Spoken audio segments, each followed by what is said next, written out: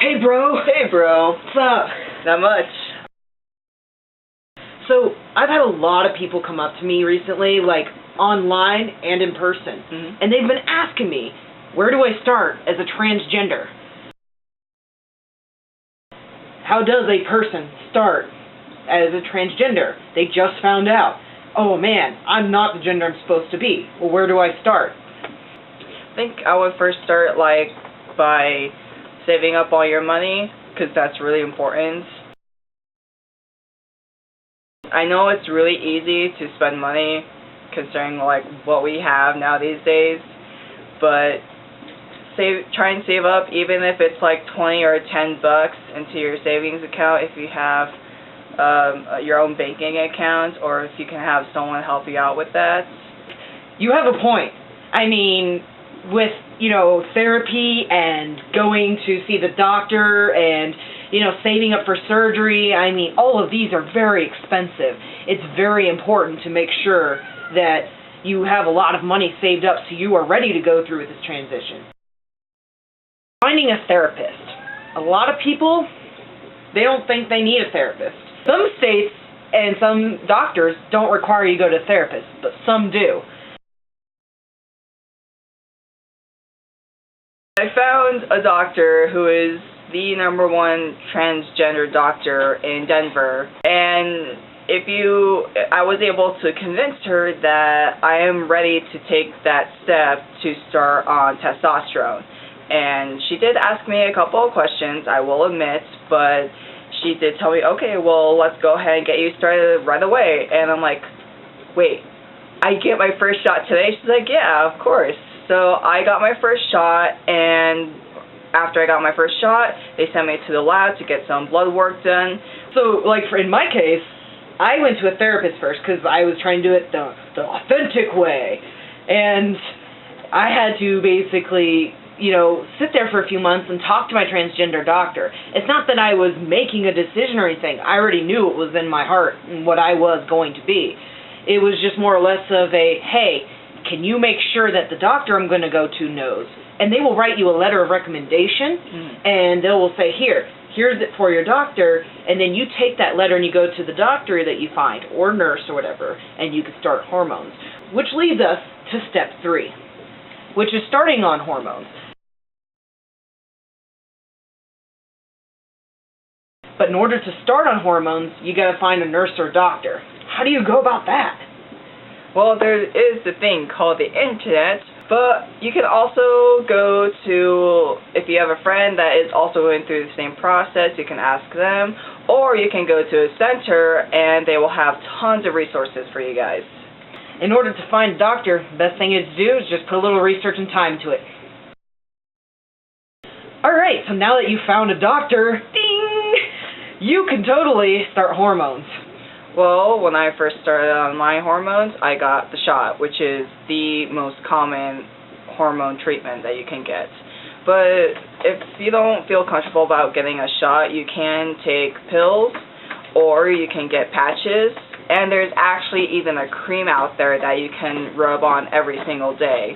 But they do work generally slower than the shots do.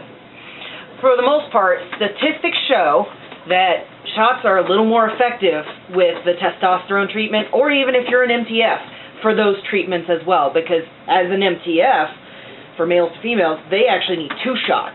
They need a testosterone blocker, and then they need an estrogen. But when you get on to these hormones, it's like, well, which one do I want to do?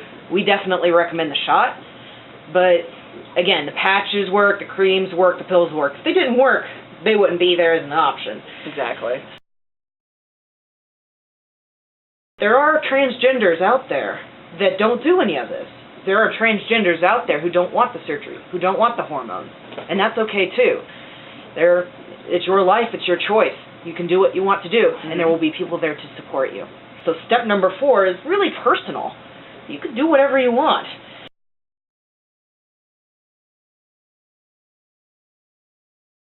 One of the things I recommend is get your name changed almost immediately. Sometimes it can take anywhere from a few months to a few years to completely change your name. And this is one of the longer processes of it. So what I did when I first started on my hormone treatment is I actually took a couple photos of myself, and I took maybe one or two videos to do a side comparison when I get further into the hormone treatment and see how much of a big change I've gone through. I took naked pictures as well, so this way when I look back, I'm like, man, I remember those days. Mm-hmm. You know, this is how I used to be, and I may not be proud of myself right now, but in a few years I'll look back and I'll be like, I'm glad I did this. Sometimes people like to do videos and vlogs, like us, because we like to see the changes in our appearance and our voice, sometimes our happiness. Mm-hmm. A lot of transgenders like to work out or diet. Which is, both are good. Both are very good. Well, okay, workout is good for males to females too. You want to keep that nice figure, right? Mm-hmm. And for females to males, obviously you want to get all buff.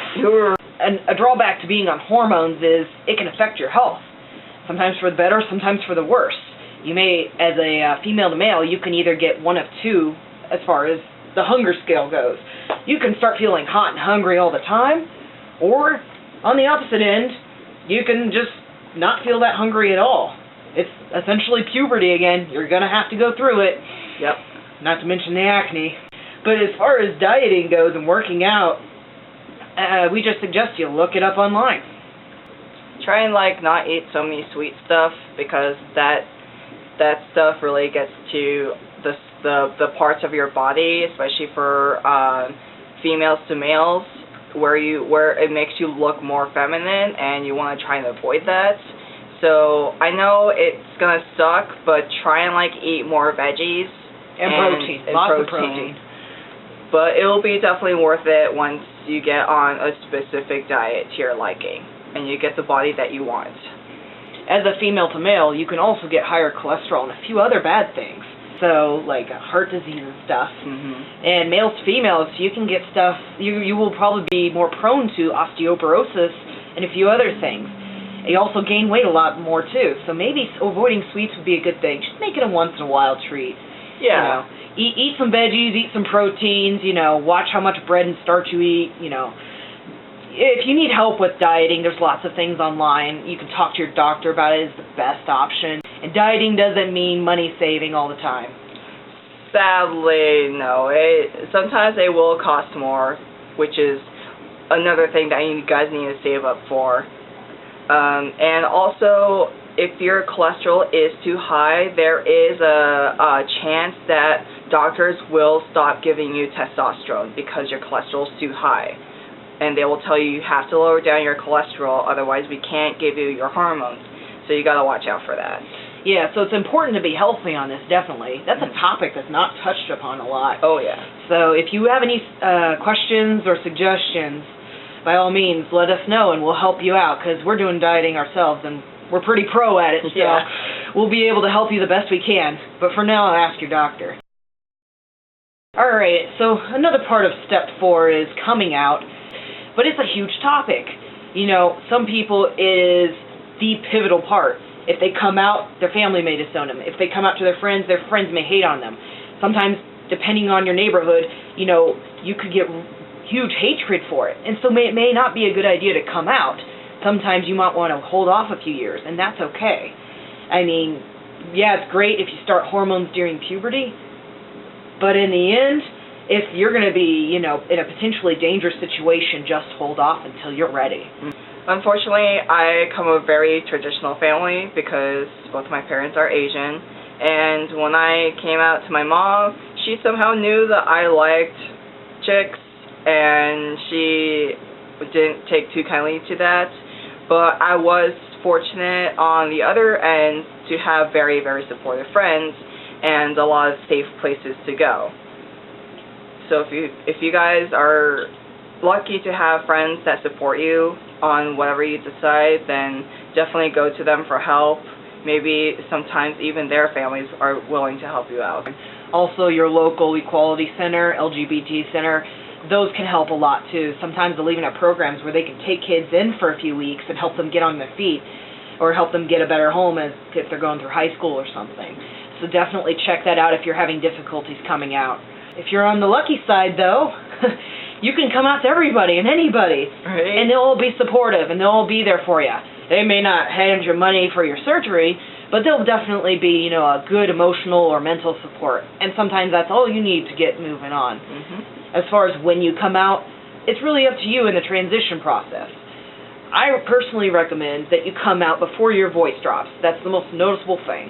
Now it's time to talk about a serious fifth topic, surgeries. Now, it may seem a bit soon for surgeries, but don't they cost a lot? Yep, that's when we go to step one, save, guys, because surgery is probably the most expensive part of transitioning. As an FTM, bottom surgeries can range anywhere between like $5,000 up to like, $10,000 or more, $15,000. Mm-hmm. And that doesn't even include the bottom surgeries. So just make sure you look up good doctors, talk to trans people, get some good recommendations, do your research, spend a few hours on this research, because it's going to be important to you in the end. This is what you're going to look like the rest of your life. You want a good doctor. Not only are surgeries, costly, but they're also costly because they cause a lot of anxieties. I mean, it's a big operation. Oh, yeah. I mean, if you're afraid of shots, this is something where you're going to be under for a few hours. And that is why you got to make sure with your therapist that you are absolutely 100% sure that you want to go through this, because if you ended up getting the surgery and then later on regret it, then it's really difficult to try and go back to the way you were. So surgeries are also costly in several other ways. So let's say you found your perfect surgeon and they're in town. You're lucky. You're very, very lucky. But let's be reasonable. Most of the surgeons that you're going to find are not going to be in the same town as you. Most of the time they're going to be out of your state, definitely across the United States, or even in different countries. So in that case, you have to look at a whole bunch of things. You got to look at plane tickets or bus tickets. You have to get there. You have to stay there for usually a week, sometimes 2. Depends on your surgery. The doctors need to make sure in 7 days you're not infected and you're all good and you're healthy. So you have to stay for a week at a hotel or a family member's house, which means on top of staying at a hotel, you got to pay for food there. That's already getting pretty expensive there. Remember step 1, save up. Yep. So surgeries, there's different kinds of them, obviously. Let's start with females to males. So there's bottom surgeries. There's actually 4 different kinds, well known. And I don't know too much about them. I haven't done too much research as I should have. I know that most bottom surgeries start around $22,000. And unfortunately, if you do want to get a dick for you females to males, it's actually kind of difficult to find a really good surgeon. And if you don't feel comfortable going out of the States, then who knows what might happen in a couple of years. There might be a surgeon that suddenly pops up and they're super good at doing this kind of stuff, and you might have the money to go see them. For bottom surgeries, there's a lot of people to look at, and there's different kinds too. Mm-hmm. There's one where they just, take a part of your skin from your body. It's called skin grafting. And they basically take those 2 parts out, wrap your skin around them, and you're basically getting those downstairs genitals. And they're forming it, and it's just there. You get the feeling, you're good. They'll even make, a full package for you. And then there's one where you can get all that, and obviously you still have the sensation, but you can also get a little added features. They'll give you something with a rigid support. So this way you can have intercourse a lot more easier. Mm-hmm. Some of the others can include a pump. As far as downstairs, there's a few more surgeries out there that we're going to touch and do our research on, so we can bring you that information. One of them is that you can't get your ovaries surgically removed. And that's a completely separate surgery actually in itself. So. But you can have your ovaries removed. Some transgenders do this, sometimes they don't. It just depends on your personal preference. Another surgery we can talk about is top surgery for FTMs. Yes. Keyhole and double incision. Okay, so the keyhole. This one's kind of weird. I don't know why they call it a keyhole. But they make an incision on your nipples, so that the only scarring you have is on your nipples, and it's usually not that big. You can't do it unless you're an A or a low B cup, though. Now for the other surgery, it's for, D cups or C cups. Bigger or high breasts. B cups. Yes. And you will get a little bit more scarring on those, but it'll be worth it. Just have some bell scars. So that's where they cut, right there. Yep. Boobs or scars, it's your preference, it's your choice. Personally, I'll take the scars. Exactly. In the end, you will be shirtless on the beach. So males, females have different kinds of surgeries. Obviously, it's still upper and lower.